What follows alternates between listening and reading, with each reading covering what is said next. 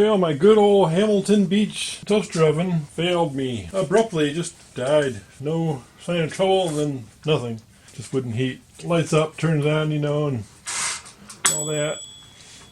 So, I'm wondering if all the wiring is on this side. That's what I was hoping, but now I'm thinking there must be a return wire. Probably through this channel here. And that'd be a good place to put a thermal fuse. So I'm hoping it's not too hard to figure this thing out. Already pulled the cover off. These little hooks here I had to figure out. Extend the cover a little and pull it off. And this only has one rod for the top, one rod in the bottom. They don't heat at the same time necessarily, depending on how your switch is set. So unless there's two terminals on one side of a rod, then there's got to be a return wire. Now if there's a return wire, then I'm afraid they probably hit a switch in me. So I'm assuming somewhere in this unit a thermal fuse blew. That's the only thing that would go that readily. But when I take it apart, I might find different, but not likely. It's going to be a thermal fuse almost guaranteed. I had to pry a little bit to get these to pop off these little wells from the screws. Kind of snaps on from the burr. The burr kind of holds it in. So this whole thing kind of snaps. I don't know why it's hanging up right here. I'm going to have to figure that out. They had all these unsnapped. Look at there's tabs. Take a look at this stuff.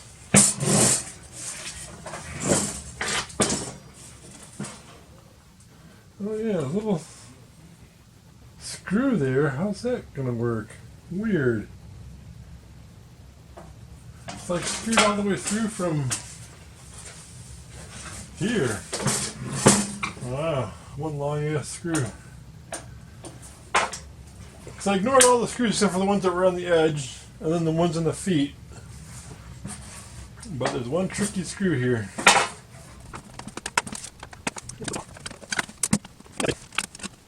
I'll leave that right there for now. Bend this tab back down so I can get it back together. Cute.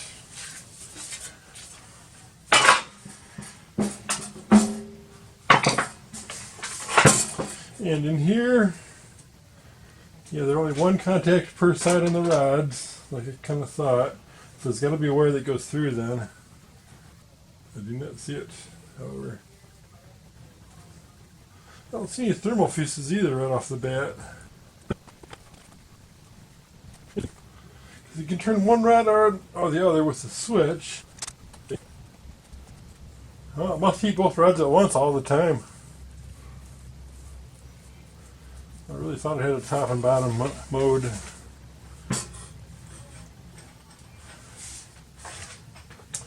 And I don't see any thermal fuses. That means my thermal fuse has got to be the other panel. Oh, there might be something right here.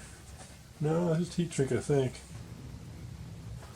So my pursuit of thermal fuse means I'm going to have to take the other panel apart too. And only one foot had a rubber plug in it for traction. It was quite hard to get out of there, so the other ones didn't drop out, they just didn't put them in. It's kind of odd. Someone was sleeping on the job, I guess. You got 1 out of 4 done. There's nothing here but one bar welded on. I suppose they could have lost continuity. If either one of my cal rods burnt out, then the stove is done, I guess. Unless I can buy new cal rods. Well, it's going to take an ohmmeter at this point. Go through it with an ohmmeter. And just the continuity mode should work for this.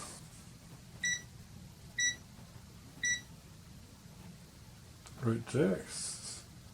Shows the continuity. There it is. Okay, I'm holding the bus bar on one side. That works. That doesn't. So the top rod is burned out. Well, that sucks. Yeah, top rod's gone.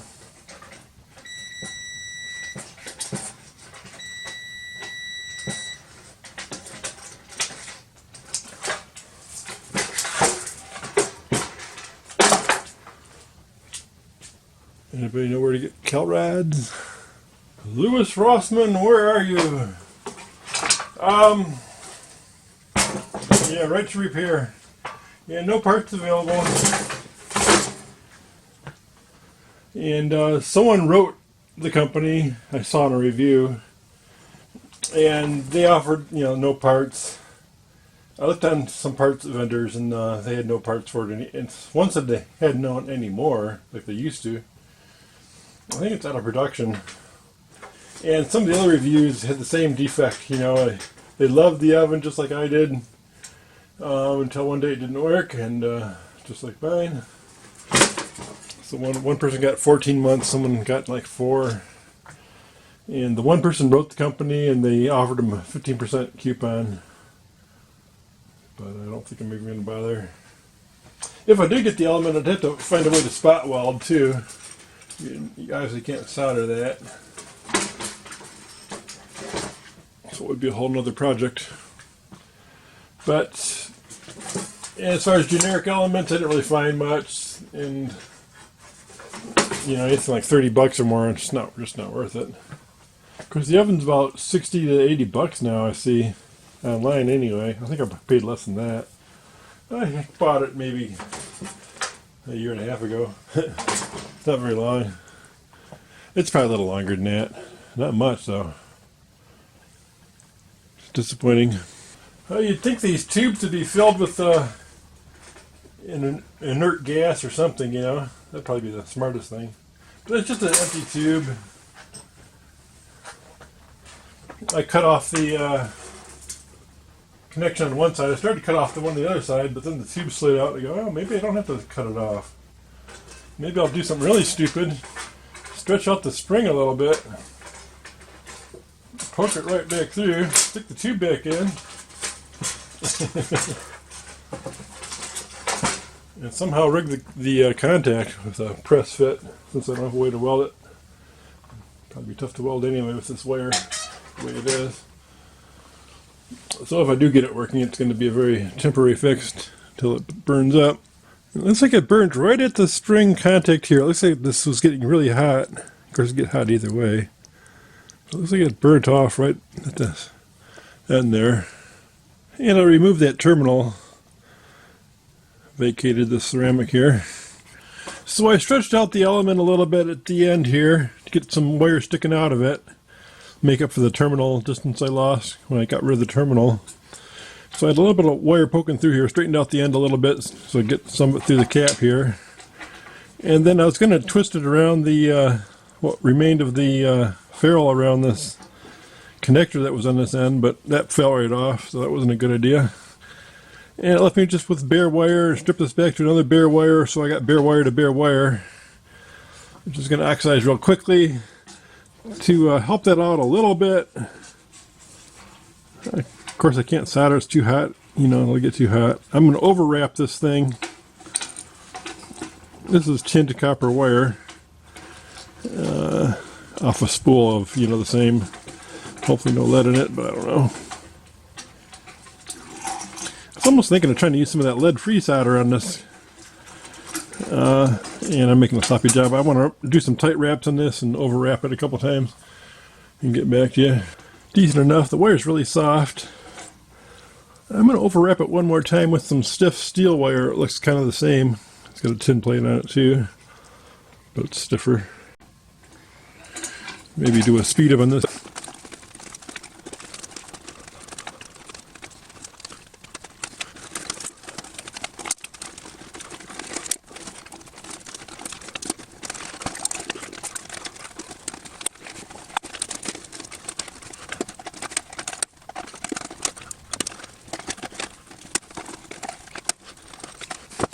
I wanted to make sure my free end ended up on top somewhere, because with the heat it might kind of unwind a little bit. I don't want to unwind and touch the metal. It's not the safest, most well advised. I already think of a couple things I should have done. I should have emery clothed that piece of wire, the element. That's the most obvious thing I should have done. And the second most obvious thing I should have done would be to put some kind of insulation on this that I could slide back over here. It would have to be pretty heat resistant, not standard heat shrink tubing. I don't think even Captain would hold up. We'll see how it heats up. Give her a try. See how hot it gets. Okay, she's heating up. See a little smoke.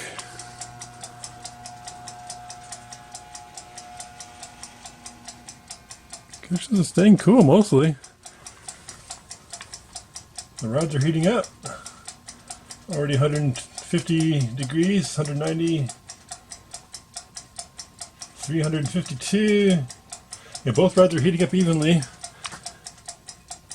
And my connection's staying 70, 74. Well, hot damn. Okay, obviously this is very dangerous and ill-advised. I don't advise anybody else to do this kind of repair. But there you go.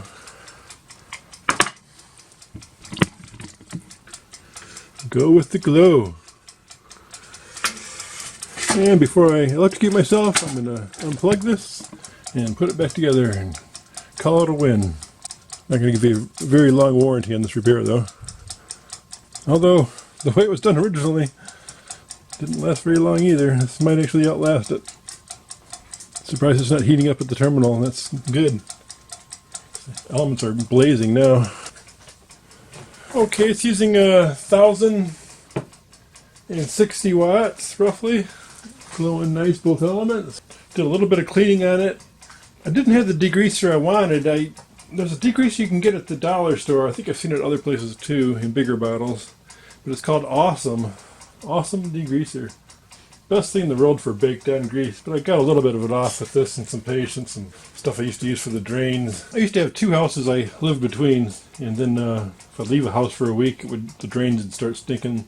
So I'd pour this in the drain traps before I left, and then it would prevent that happening. And she's glowing away.